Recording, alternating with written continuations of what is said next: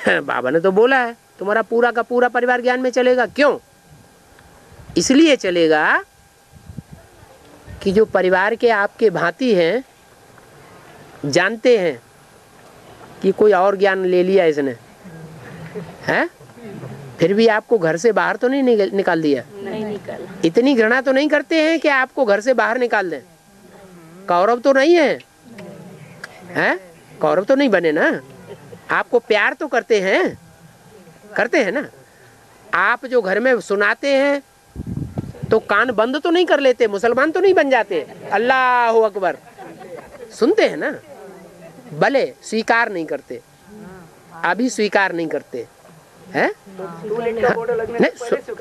हाँ, तो वो आत्माएं जो अभी हमारी बात सुन तो रही हैं, कम से कम भले स्वीकार नहीं कर रही है। और उनके मुकाबले जो बेसिक वाले ब्रह्मा कुमार कुमारी हैं वो क्या कर रहे हैं? वो सुनते भी नहीं और आपको देखना भी नहीं चाहते, और अपने घर में अपने परिवार में रख भी नहीं सकते, आपको निकाल के बाहर कर देते हैं। तो वो ज्ञान में आवेंगे या आपके परिवार के जो लौकिक परिवार में हैं, सुनते भी हैं, आपको निकाल के बाहर भी नहीं किया है, आपसे प्यार भी करते हैं। आपकी अगर कहीं एक्सीडेंट हो जाए तो दौड़े दौड़े आपको उठा करके भी लाएंगे, और वो उठा के नहीं, मर गया तो अच्छा हुआ। तो उनको ज्ञान में आना चाहिए कि नहीं आना चाहिए? आना चाहिए ना। इसलिए बोला कि तुम्हारे परिवार के जो भी हैं भांति वो अंत में ज्ञान में आवेंगे, लेकिन प्रजा वर्ग में जावेंगे। क्या टूलेट के पहले आएंगे के बाद में आएंगे? अरे यहाँ राजाई पद पाने के लिए पुरुषार्थ कर रहे हैं, और जब रिजल्ट निकल गया, रिजल्ट निकलने के बाद कोई ज्ञान में आते हैं तो क्या कहेंगे? तो टू लेट का बोर्ड हुआ ना। अभी भी लेट का बोर्ड लगा है, लेकिन टू लेट का बोर्ड नहीं लगा है। बाबा, आदि में जो ब्रह्मा था उसकी लाश। आपसे पहले कोई पीछे एक भाई पूछ रहा था। बाबा, कुछ साल पहले मेरे जिंदगी में तनाव था, इसलिए अनिश्चय हो गया बाप के ऊपर से। तो एक बार मंदिर में गया और शंकर भोलेनाथ की मूर्ति से कहा कि अगर आप सचमुच भगवान हो तो मेरी जिंदगी को बदल के दिखा दो। मैं आपसे वादा करता हूँ सारे संसार को परिवर्तन करके दिखा दूंगा। फिर रात को मैं सो गया तो सपने में मुझे शंकर भोलेनाथ की मूर्ति दिखाई दी। दूसरे दिन जब मंदिर में गया, गुस्सा करना था लेकिन अपने आप शांत हो गया। तो ऐसा क्यों हुआ?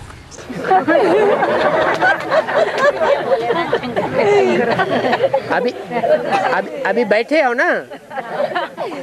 अभी बैठे हो कि नहीं? कौन से मजमे में बैठे हो? हाँ, जो ऊपर की तबक्के का मजमा है उसमें बैठे हो ना, इसीलिए हुआ। अगर ऐसा न होता तो शायद इस संगठन में न बैठे होते। हाँ। और बाबा, आदि में जो ब्रह्मा था उसकी लाश भी गुम कर दी गई, मतलब उसकी लाश है कहीं? उसका आता पता मिल रहा है? तो फिर गुम कर दी गई मतलब? माने यज्ञ के आदि में ऐसा कुछ हुआ, इतना ज्यादा विरोधाभास हुआ कि उसका आता पता कुछ भी नहीं मिल रहा है। कौन है, कहाँ है, क्या है, कहाँ चला गया। बहुत खोज करेंगे तो परिवार में कुछ न कुछ तो निकलेगा। हाँ जी।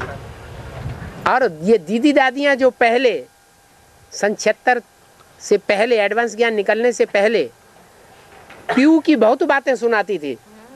क्या? पीयू की हिस्ट्री सुनाती थी। और जैसे ही एडवांस ज्ञान निकला, पीयू की एक बात मुख से निकलना बंद हो गई। और बाबा ने इशारा दे दिया। ये धोबी घाट जो है ना, ये जो बेहद का धोबी आया हुआ है ना, ये धोबी घाट यज्ञ के आदि से चलता चला आया है। तो इस धोबी घाट में जो पुराने पुराने बैठे हैं, इनके कपड़े धोए गए होंगे कि नहीं धोए होंगे? धोए गए हैं, लेकिन उसका नाम लेने में शर्म आती है। इसी बात को लेकर के जिन्होंने नहीं समझा उन्होंने झगड़ा खड़ा कर दिया। क्या दो पार्टियां किस लिए हुई, झगड़ा किस लिए हुआ? न समझने के कारण। और जिन्होंने समझा वो चुपचाप रहे, शांत रहे। और बाबा कहते हैं ना मधुबन वालों को मधुबन बाबा छोड़ना। सूक्ष्म देहधारी माता पूछ रही है मधुबन वालों को मधुबन छोड़ना पड़ेगा, तो किस आधार से बाबा? मधुबन वालों को मधुबन छोड़ना पड़ेगा, गीता पाठशाला वालों को गीता पाठशाला छोड़नी पड़ेगी। ऐसे के कौन सा वारंट? आधा विनाश देखा? ब्राह्मणों की संगम की दुनिया में आधा विनाश हुआ सो सुना भी नहीं है? 76 में आधा विनाश हुआ। वो तो बेसिक की बात है। 99 हाँ 98 में जो भक्ति मार्ग में दिखाते हैं कृष्ण का जन्म हुआ, महाभारत युद्ध रचा, वो कौन से युग के अंत की बात है? द्वापर के अंत की बात है। तो द्वापर अंत की शूटिंग कहाँ होती है? जो शास्त्रों में ये सारा वर्णन कर दिया है, कहाँ की यादगार है? द्वापर युग की शूटिंग का जब अंत होता है ब्राह्मणों की संगम की दुनिया में एडवांस में, तो आधा विनाश होता है। क्या आधा विनाश हुआ? उस समय अखबारों में, टीवी में चारों तरफ कुछ ग्लानि उड़ाई गई कि नहीं उड़ाई गई? और जब ग्लानि उड़ती है तो कच्ची कच्ची आत्माएं टूटती हैं या रह जाती हैं? एडवांस में भी बहुत ढेर सारे टूट गए कि नहीं टूट गए? सिर्फ बाहर वाले नहीं टूटे, अंदर वाले भी जो सरेंडर हैंड्स थे वो भी भाग खड़े हुए मारे डर के। तो आधा विनाश हुआ तब तो ऐसा हो गया। उसका असर कलकत्ते में भी हुआ। खादिम शू कंपनी का जब मामला निकला, खादिम शू कंपनी के जो किडनैपिंग का केस हुआ उसमें सैकड़ों पकड़ लिए गए। उसमें कलकत्ते के जो मुख्य भाई जिन्होंने मिनी मधुबन दिया है, रविंद्र भाई, वो उसको भी फर्रुखाबाद से पकड़ के ले गए। और वहां जाकर के वो ग्लानि की, अखबारों में ग्लानि, सारे ही अखबारों में, टीवी में, सारे ही चैनल्स में ग्लानि, रेडियो में ग्लानि। ऐसी हालत हो गई सेंटर की कि जो भी आने वाले थे वो सब आना बंद कर दिया और अपनी अपनी कन्याओं को ले जा करके ले जाने लगे। वो तो आधा विनाश की बात है। और जब टोटल विनाश होगा तब क्या होगा? माना शंकर द्वारा साक्षात्कार शुरू साक्षात्कार शुरू हो जाएगा। एडवांस की आत्माओं को साक्षात्कार होते हैं क्या? नहीं, लेकिन आदि से अंत का है। अरे आधा विनाश में जब ऐसा नजारा हो सकता है तो जब टोटल विनाश होगा तो क्या नजारा होगा? हालतें खराब हो जाएंगी। गांव वाले, समाज वाले, सरकार वाले जीने नहीं देंगे। कलकत्ते में ये हालत थी, गांव वालों ने घर जला दिए। तुमने लड़की का सत्यानाश कर दिया, लेके आओ नहीं तो हम घर जला देंगे। जला दिए। प्रशासन कुछ भी नहीं कर सका। वो तो आधा विनाश है। जब टोटल होगा तब क्या होगा? और पहले बीज रूप आत्माओं की दुनिया में विनाश होगा कि पहले जड़ों पर बैठे हुए आधार मूर्ति की दुनिया में विनाश होगा कि पहले बाहर की दुनिया का विनाश होगा? ब्राह्मणों की दुनिया है? पहले बीज रूप आत्मा। पहले तो हर काम अंदर से शुरू होता है। सफाई अंदर से शुरू होगी या बाहर से शुरू होगी? दीपावली पर दीपक जगाते हैं, लक्ष्मी का आवाहन करते हैं, तो लक्ष्मी के आने से पहले जब कचरा साफ करते हैं, कीड़े मकोड़े भगाते हैं, तो अंदर से भगाते हैं या पहले बाहर से कचरा इकट्ठा करके अंदर लाते हैं? हैं? पहले अंदर से बाहर। यहाँ जो इतने इतने ढेर के ढेर बैठे हुए हैं, जिन्हें बहुत से तो ऐसे बैठे हुए हैं कि देखें कैसा होता भगवान। भगवान है कि शैतान है, देखें तो जाके। अभी अभी निश्चय बुद्धि और घर गए गिलानी करना शुरू कर दी, अनिश्चय बुद्धि।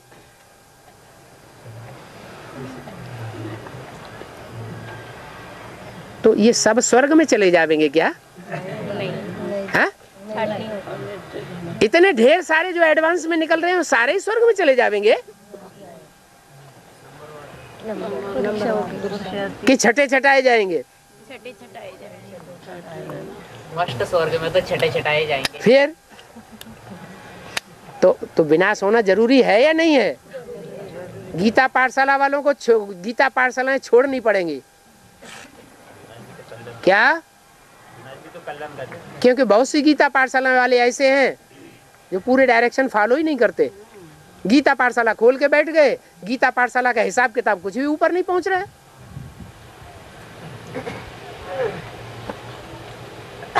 बाबा का घर बन गया, गीता पाठशाला खुल गई।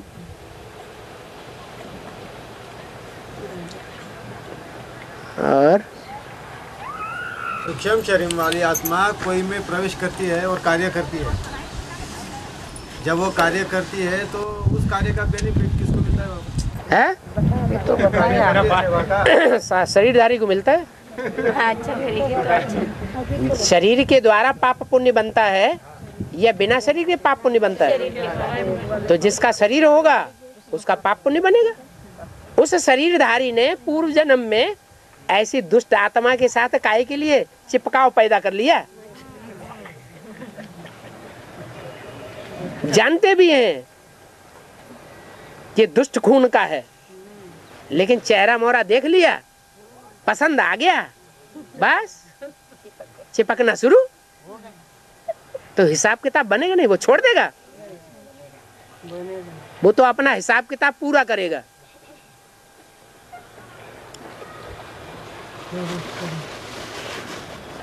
और अच्छा बाबा, मुरली में बोला है हिंदुस्तान पाकिस्तान का जब बंटवारा हुआ तो तुम्हारा जन्म भी हुआ ना?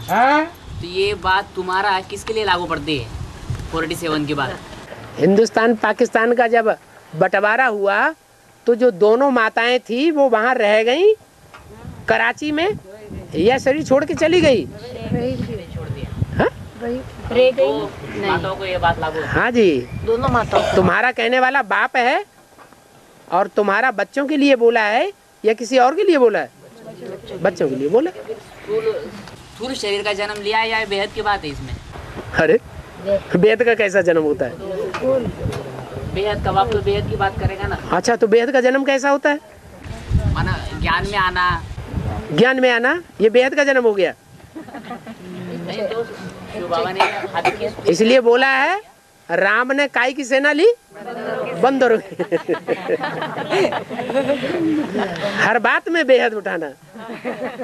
तुम्हारा जन्म हुआ तो सूक्ष्म में, वो कैसा बेहद में जन्म हुआ। और बाबा एक मुरली में बताया है, हाँ, वैष्णवी आएंगी तब धारणा होंगी बोले। वैष्णवी आएगी तब धारणा नहीं होगी। वैष्णवी आएगी, राधा आएगी तो कृष्ण की धारणा पक्की होगी। ऐसे नहीं कि राधा के आने से 16,000 की धारणा पक्की हो जाएगी। क्या? पुरुषार्थ में भी आधा आधा होता है। अर्धांगिनी का मतलब क्या है? आधा आधा। नंबरवार होंगे। हाँ जी। और बाबा खुदाई में शिवलिंग मिलता है। हाँ जी। लेकिन अजिंठा वेरूळ में तो सब गौतम बुद्ध की मूर्तियाँ है। वहाँ तो ऐसा कालेश्वर मंदिर में। देवी देवता धर्म के ऐसी कोई मूर्ति नहीं है। हैं? देवता धर्म का कोई नाम निशान नहीं। क्यों विष्णु की मूर्तियां नहीं भी निकली हैं? बौद्ध धर्म की ज्यादा है बाबा। तो सनातनी मूर्तियां भी निकली हैं, बौद्धियों की भी मूर्तियां निकली हैं। नहीं पर ज्यादा तो मूर्तियाँ बौद्ध धर्म। हाँ तो उस समय बौद्ध धर्म का प्रभाव ज्यादा होगा। जिस समय अजंता एलोरा की एलिफेंटा की गुफाएं बनी हैं उस समय जैन धर्म और बौद्ध धर्म का प्रभाव ज्यादा बढ़ गया।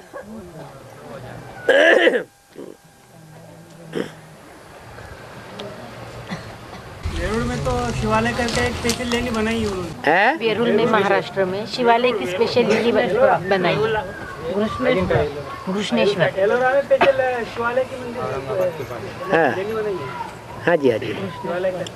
बहुत बड़ा शिवलिंग है। हाँ जी हाँ जी। और जो मक्का मदीना है उसके नीचे जो शिवलिंग है, नीचे शिवलिंग नहीं है, दीवार में मोहम्मद ने लाकर के कहीं से कोई पत्थर रख दिया था, उसका नाम रख दिया संगे यसवद। वहाँ से आवाज आती है रात को 12 बजे। वो क्या है? कोई हिंदू है, क्या है? कोई हिंदू है, कोई हिंदू ऐसा आवाज आती है। रात को 12 बजे आवाज आती है। कैसे टेक्निक है? और जो बंडा फोड़ करेगा सो हिंदू होगा ना। वो आवाज निकलती बोले वहाँ मक्का मदीना। उनकी मान्यता है कि गंगा जी का जल कोई हिंदू आकर के यहाँ चढ़ा देगा तो मुसलमानों का विनाश हो जाएगा। और पत्थर भी मारते हैं बाबा वहाँ पे। हैं? पत्थर भी मारते हैं ना। हाँ जी है।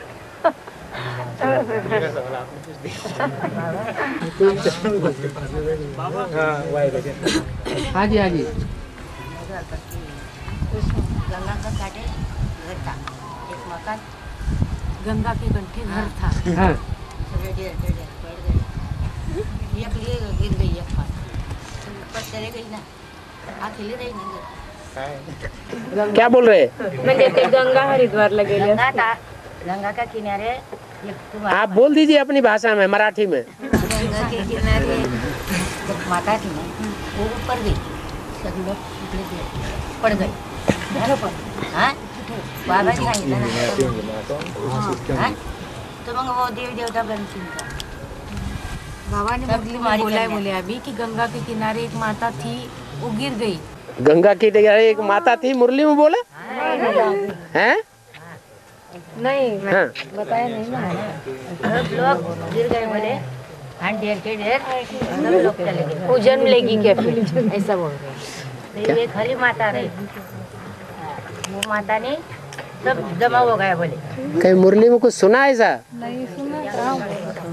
गंगा होगी, हाँ ज्ञान गंगा है। शंकर की जटा से गंगा। हाँ अच्छा कहाँ क्या बोल रहे थे? बाबा हाँ जो 8वां नंबर नारायण है सत्यनारायण का, हाँ उससे आमोली आत्मा जो राजनीति है, हाँ जी। तो 8वां नंबर नारायण उसका बोधधारी बनता है। हाँ गरीब बनता है। नारायण हाँ बोधधारी बनता है, तो ज्ञान की पूरी पॉइंट धारण नहीं करता। हाँ तो लक्ष्मी वाली आत्मा वो ज्ञान की पॉइंट धारण कर लेती है, इसलिए बोधधारी बन जाता है नारायण। धारणा किसे कहा जाता है? प्रैक्टिकल करता धारणा सुनने को कहा जाता है, समझने को कहा जाता है, या धारण करने को ज्ञान कहा जाता है? हैं? तो धारणा करने में कौन आगे गया? हाँ? सीता वाली आत्मा धारणा करने में आगे जाती है ना, लेकिन समझाने क्या जो उजूरा है वो नारायण को मिल जाता है, तो आधा आधा हो जाता है। इसलिए त्रेता में जो नारायण बनेगा आखिरी, उसके ऊपर लोन चढ़ेगा। क्या? राम राजा राम प्रजा राम साहूकार, माने उस जन्म में राम वाली आत्मा राजघराने में नहीं होगी, कहाँ होगी? साहूकार प्रजा होगी। लेकिन इतना साहूकार होगा बड़ा कि सारी राजाई उनकी उसमें डूब जाएगी लोन देने में।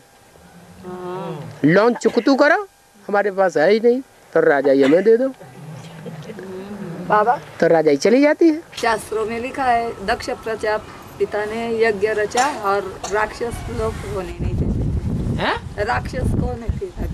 यज्ञ होने नहीं देते, जैसे राक्षस तो यज्ञ में राक्षस कौन है? संपूर्ण नहीं होने दिया। दक्ष प्रजापिता ने जो यज्ञ रचा, उसमें रुद्रगणों ने आकर के आग लगा दी। दक्ष यज्ञ जो है वो विध्वंस कर दिया। तो अभी की बात को कैसे लागू होती जैसे अभी होगा? तो यज्ञ के आदि में दक्ष प्रजापिता था ना, ज्ञान यज्ञ तो रचा गया ना, है? अब पार्वती को बुलाया जा रहा है, हैं? नहीं बुलाया जा रहा है? तो शंकर जी तो नाराज हो जाएंगे ना, तो अपने रुद्रगणों को भड़काए देंगे, जाओ यज्ञ विध्वंस कर दो।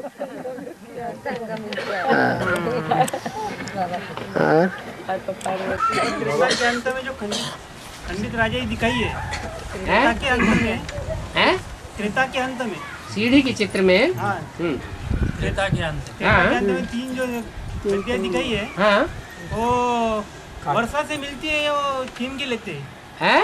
जो राजाई मिलती है उन तीनों को पहले जन्म में छीनना छबटना तो होता ही नहीं वहाँ, वो तो स्वेच्छा से दे देते हैं कि हमारे ऊपर लोन है, उसके बदले में तो हमारी राजाई ले लो।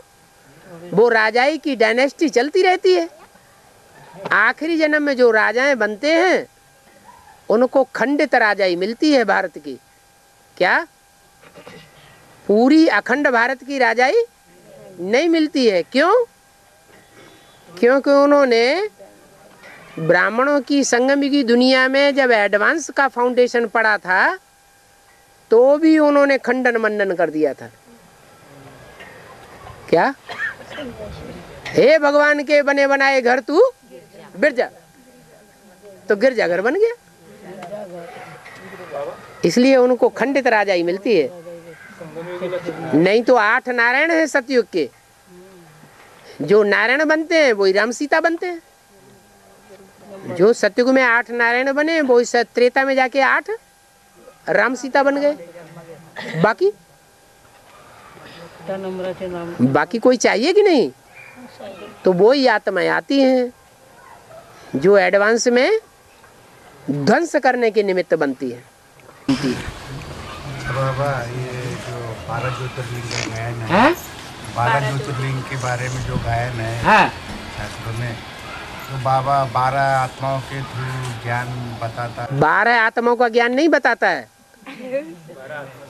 उन वो जो ज्योतिर्लिंग होते हैं उनको शिवलिंग ही कहा जाता है कि कोई और लिंग कहा जाता है? माना जो शिव के रूप में संसार में प्रख्यात होने वाली आत्मा है वो ही उन 12-11 को कंट्रोल करती है, उनमें प्रवेश करके उनकी बुद्धि को घुमा देती है। और बाबा मम्मी घूंघट में कहाँ है? मम्मा घूंघट में कहाँ है? मम्मा घूंघट में कहाँ है? मम्मा घूंघट में है तो उसको ढूंढो, बाबा क्या जाने। बाबा ने बोला था ना, बाबा बच्चों के पीछे हैं कि अम्मा के पीछे हैं? और भक्ति मार्ग में कहते हैं शंकर पार्वती पे फिदा हुआ, ये तो ग्लानि करते हैं। और बाबा संगम युगी लक्ष्मी नारायण का पार्ट सतयुग त्रेता युग में कौन से रूप में हो गया? साहूकार के रूप में क्या राजा घराने में? जो पहले जन्म में राजा महाराजा बनते हैं वो उस युग के अंतिम जन्म तक धीरे धीरे धीरे धीरे राज परिवार से उतर करके प्रजाई की तरफ चले जाते हैं। धीरे धीरे उतरेंगे, ऐसे नहीं कि इस जन्म में राजा महाराजा हैं तो अगले जन्म में एकदम प्रजा वर्ग में चले जाएंगे। नहीं, पहले राज परिवार में जन्म लेते रहेंगे, आखिरी जन्म में प्रजा वर्ग में चले जाएंगे। और अच्छा बाबा, कांग्रेस का अर्थ बोला है मुरली में ज़्यादा कॉम करने वाले, और दूसरी तरफ बोला है कि गांधी मरा तो किसी कांग्रेसी साहूकार के घर में जन्म लिया। हाँ जी। तो यहाँ बेहद में तो ब्रह्मा की आत्मा शरीर छोड़ती है और बाप में प्रवेश कर लेती है। हाँ जी। तो कांग्रेसी साहूकार बोलते हैं उसको। हाँ, तो कांग्रेस माने सरकार भी तो होता है, लेकिन उसका तो निगेटिव अर्थ बोला है ना कांग्रेस का। तो ओहो, सरकार हो जो कांग्रेसी हैं वो आधे नास्तिक हैं या नहीं है? उनमें आर्य समाजियों की संख्या ज्यादा है या नहीं है? है ना? तो बाप भी अंतिम जन्म में नास्तिक बन जाता है या आस्तिक रहता है? भारत इस समय पूरा नास्तिक है। आस्तिक उसको कहा जाता है जो कोई साकार के आधार पर चलता है, आस्था पर चलता है। जो भारत का पार्ट है जिसमें भगवान आते हैं, वो कोई साकार व्यक्ति के आधार पर चलता है? नहीं चलता।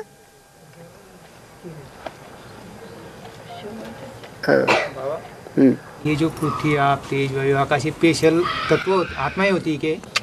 नहीं। अरे जैसे जड़ सितारे हैं, सूरज चांद सितारे हैं, 9 ग्रह हैं, ये जड़ है ना, वो जड़ सितारे हैं।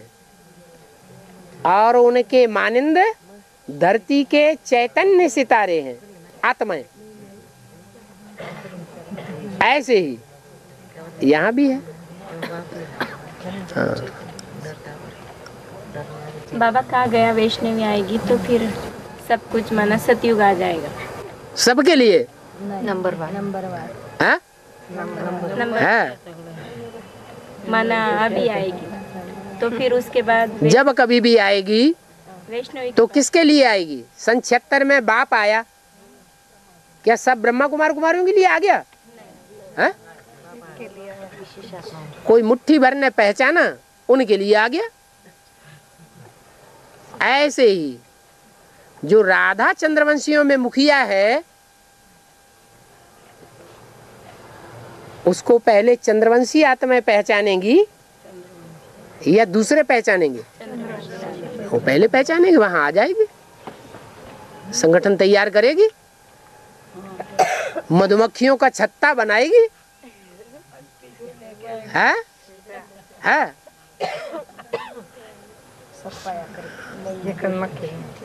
उस मधुमक्खियों के छत्ते में कीड़े मकोड़े तो नहीं घुसे होंगे?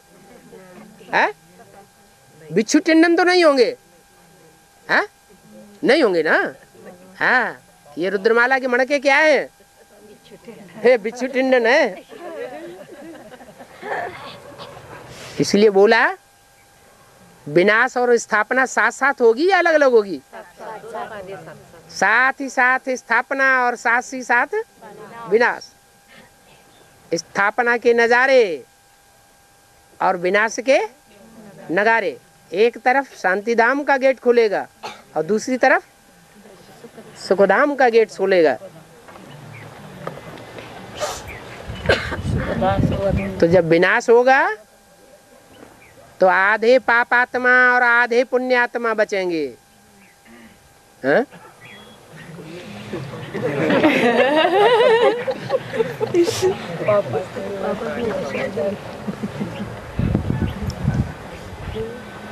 ज्यादा पाप किसने किए हैं? राजाओं ने किए हैं, भारत के राजाओं ने या भारत की रानियों ने? एडवांस पार्टी में राजाएं हैं कि रानियां हैं? तो पापात्मा कौन हुए? एडवांस पार्टी में जो प्लानिंग पार्टी वाले हैं वो हुए पापात्मा, जन्म जन्मांतर के राजा बनने वाले। है ना? राजाओं ने ज्यादा पाप किए हैं कि राजाओं की प्रजा ने ज्यादा पाप किए हैं या रानियों ने ज्यादा पाप किए हैं? राजाओं ने ज्यादा पाप किए हैं। बाप तो राजयोग सिखाने आए हैं बाबा। बाप तो राजयोग सिखाने आए हैं, लेकिन कर क्या रहे हैं? लक्ष्मी रानी क्यों बनती है? कौन? लो, लक्ष्मी आके सीख रही है। आपको लक्ष्मी की ज्यादा फिक्र है तो लक्ष्मी को बुला के क्यों नहीं लाई? आप क्यों आके बैठ गई? कहते हैं हम पहले राजा बनेंगे। हाँ जी, इंद्र राजा है फिर भी उसको अपने गद्दे के सिंहासन के ऊपर प्रतिमोह बोला था, सवाल पूछा गया था। इंद्र राजा है फिर भी उसको अपने सिंहासन के प्रति मोह है। इंद्र राजा है लेकिन किस समय की यादगार है? फिर जो डरता है वो संपूर्ण आत्मा है या पूर्ण आत्मा है? अपूर्ण आत्मा है। ब्रह्मा कुमारियां अगर डरती हैं, ब्रह्मा कुमार डरते हैं कि हमारे क्लास के सारे स्टूडेंट्स उड़ जाएंगे, इसलिए एडवांस पार्टी वालों को अंदर मत आने दो। सबको ज्ञान सुना देंगे, सारे ही उड़ जाएंगे। तो ये डर जो पैदा होता है ये आत्मिक स्थिति वालों को पैदा होता है, जो पक्के आत्मा बन जाते हैं, या देवान वालों को होता है।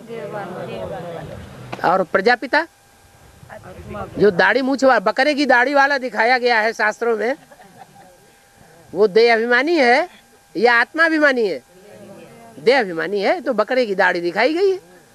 बकरा क्या करता है? मैं करता है। है इंद्र माना बेसिक में का एडवांस। अरे ब्राह्मणों की दुनिया में ही कोई इंद्र होगा ना, कोई दूसरा इंद्र थोड़ा ही होता है जो ज्ञान की बरसात बरसाता है। हैं? क्या? कौन सा ब्रह्मा? अव्वल नंबर या द्वयम तीसरा चौथा नंबर? अव्वल नंबर नहीं, माने तुम्हारी बुद्धि में दादा लेखराज ब्रह्मा बैठा हुआ है, वो छप गया। अरे तो अव्वल नंबर क्यों नहीं बैठता? और सिंहासन के प्रति मोह भी होता है। अच्छा बाबा, और जो तपस्या करता है बोले उसको भी वो अच्छा बाबा को पूरा कर लेना।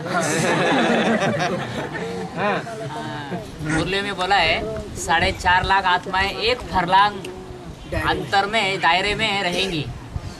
फिर बाद में इसका क्लैरिफिकेशन भी दिया था कि आगे चल कर के ऐसे कुछ बिल्डिंग वगैरह बनाई जाएगी जिसमें 4.5 लाख आत्माओं के रहने की, सोने के, खाने की सब व्यवस्था की जाएगी। तो ये बात सही है ना बाबा?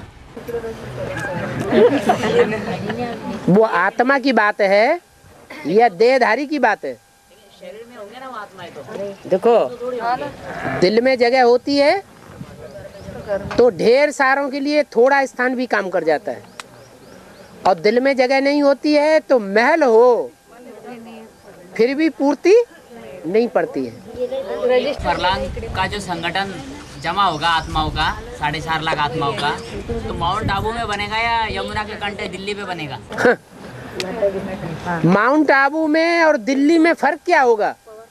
एक तो तपस्या धाम होगा माउंट आबू, जो शांति धाम होगा वो आत्मिक स्थिति वालों का स्थान है, और जो सुखधाम होगा उस सुखधाम में सारे ही 4.5 लाख इकट्ठे हो जाएंगे।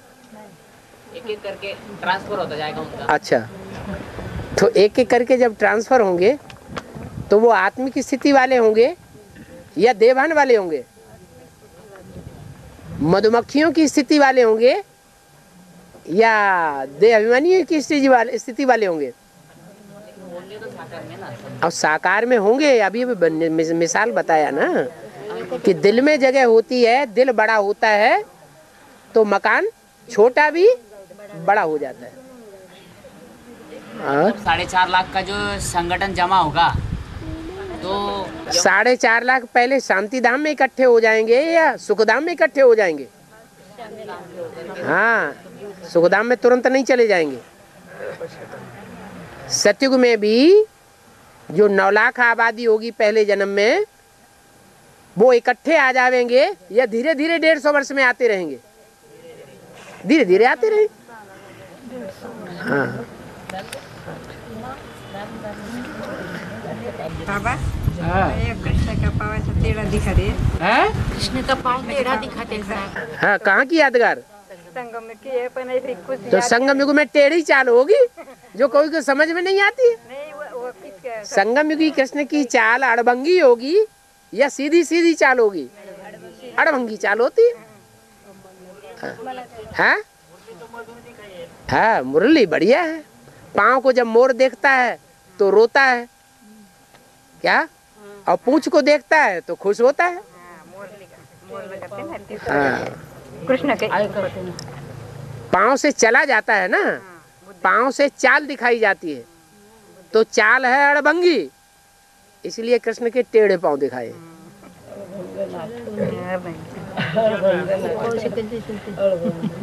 और जो इंद्र है फिर वो ऋषि मुनियों की परीक्षा लेता है, बोल शास्त्रों में परीक्षा लेता है वो इंद्र। अरे तो तपस्या करता है ऋषि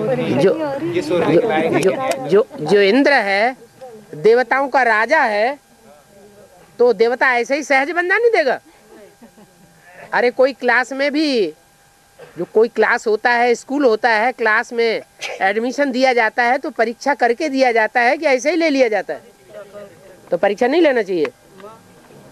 परीक्षा भी ली जाती है और वो अपूर्ण है कि पूर्ण है वो भी देखा जाता है। हाँ जी, इंद्र का काम है परीक्षा लेना।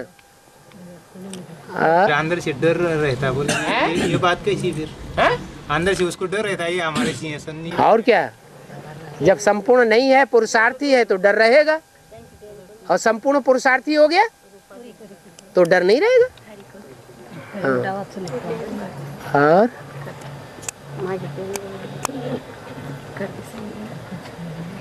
हवा एक है इंद्र, दूसरा है इंद्रजीत, दोनों का अंतर नहीं वो अलग। इंद्र माने राजा होता है। इंद्रजीत का मतलब है सारे राजाओं को जीत लिया, इसलिए इंद्रजीत कहा जाता है। और इंद्र इंद्रियों को भी कहा जाता है। इंद्र माने इंद्रियां, जो इंद्रियों को जीत लेता है वो भी इंद्रजीत कहा जाता है। और चलो 2:30 हो गए, 10:30 से